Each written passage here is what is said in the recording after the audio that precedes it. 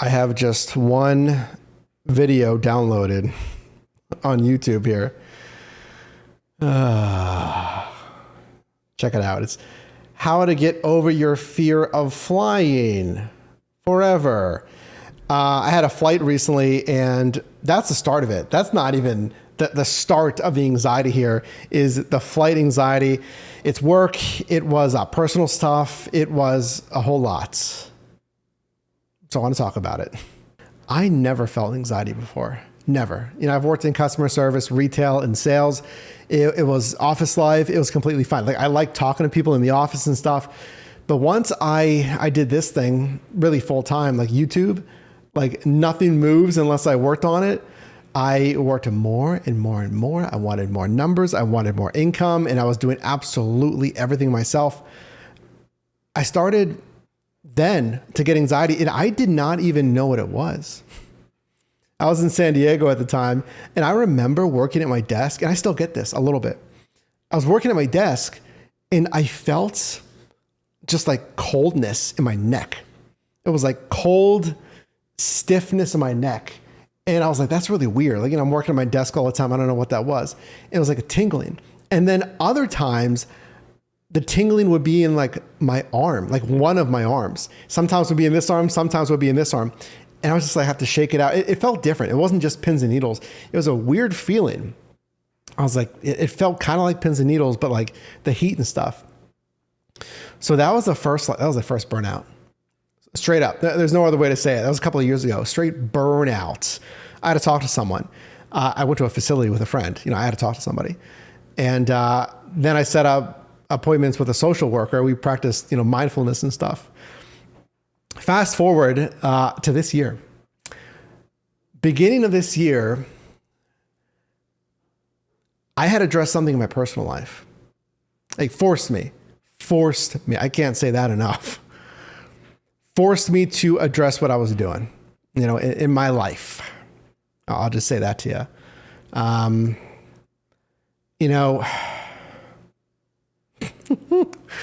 Oh man, this is tough to talk about. So there's that in my personal life. There is taxes as well. Yeah. I mean, I love what I do, but I mismanaged money. I was spending too much. I catching up on taxes. And then later in the year, this year, I'm trying to start a new app. Rocky start. Not the best. Didn't launch exactly how I wanted it to launch. A lot of work. So I have this thing in my personal life. I have taxes. I had the flight.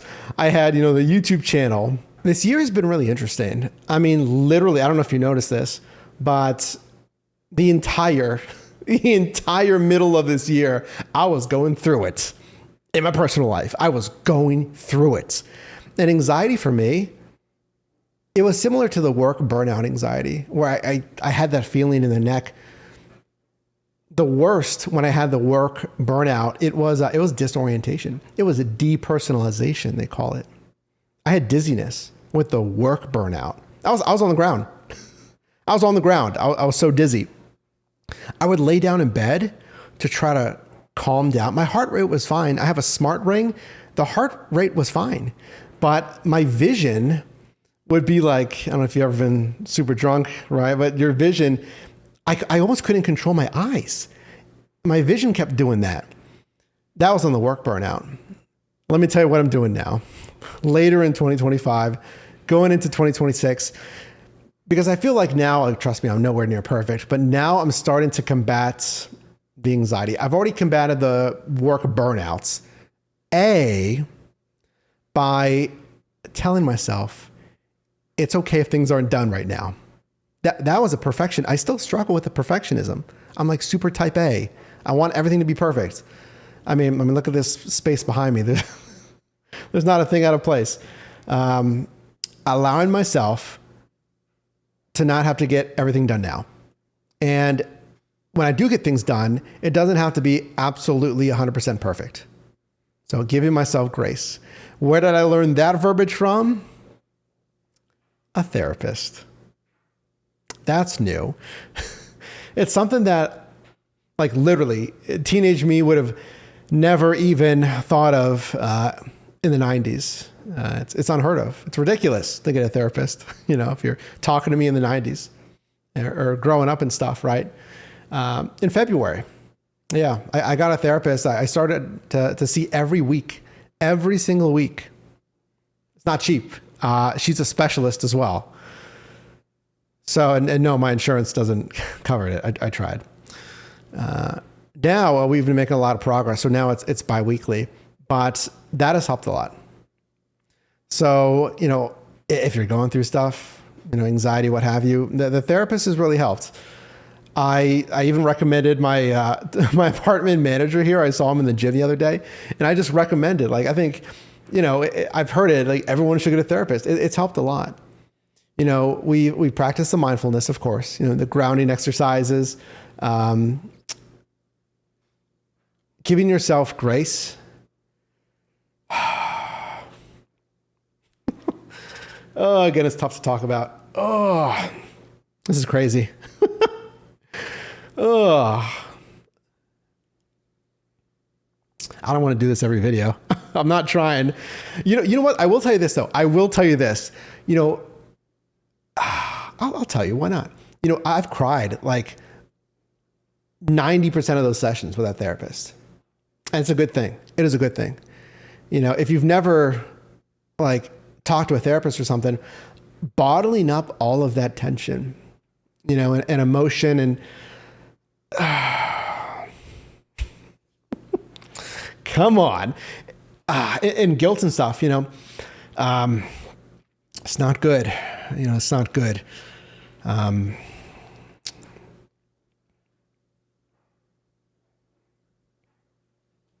on. Not every video. Come on, man.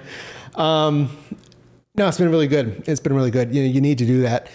It's been very helpful.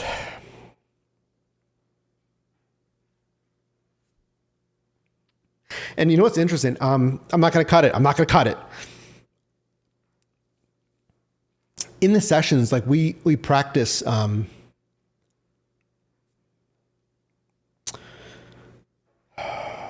why, come on. We practice this. We practice sitting with the feelings, because you do have to, you gotta, feel the feelings. All right.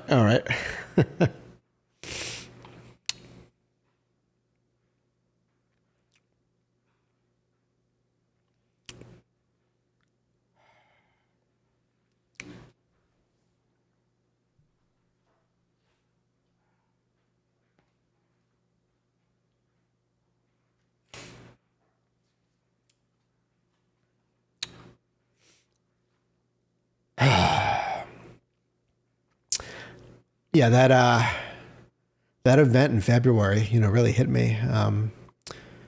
In part, that's what this is. But moving on from that, I've been very insular, very isolated. That's not good. That's not good at all. And I've been that way, for a long time, 15 plus years, after that was kind of beaten out of me in high school. That's not good. So I encourage you, and my wonderful therapist, we're working on, building that social circle. I can't do this every video, guys. Meeting new friends, and I've been cleaning up the finances, which is good. Getting almost all completely caught up on that, which is great. Getting a more regular sleep schedule. You didn't know this, but I had a completely acyclical sleep schedule, probably about a year and a half, 2 years ago, where I would just go to bed whenever. I kid you not. It would be 2 a.m., which would turn into 3:30, 4, which would completely be acyclical. It would just be a revolving door of a sleep schedule. So I'm getting better on that. And then I'm just looking at my notes here. I'm taking ashwagandha again, not a sponsorship or anything. Ashwagandha, it's like an herb or something that naturally lowers cortisol, which is a stress hormone. So all of that combined, the mindfulness, giving yourself some grace here, expanding the social circle, fixing the things, that provide some stress, like the finances and stuff. I think it's just so funny. Like, come on. I was going to film this video and I'm like, well, okay, great. We're not going to do what we did last time. But I don't want to film a bunch of takes, I don't want to, I don't want this to be performative. Because hopefully it can help. It's been a tough year. It's been a tough year. I'll tell you that. So I guess, where are we going from here? Because, February through this, middle of the year, extremely hard, very, very hard. But it takes time, and I think you need to put in the work, and, the therapist or, doing the work on yourself. Because if I tried to do this on my own and I had no resources to do, any of this on my own, I would probably just think that more work would make it go away. More work and more distractions would make it go away. And it's not, I have to work on all these other aspects that I've been ignoring. And work and chasing money and whatnot. I was talking to the manager about this. It's not going to do it. It's not going to do it.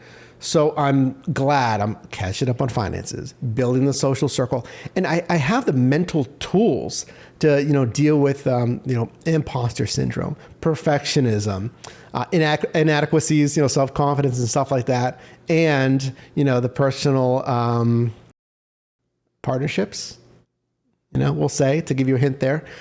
And then the supplement, ashwagandha, maybe, it's just something good to use.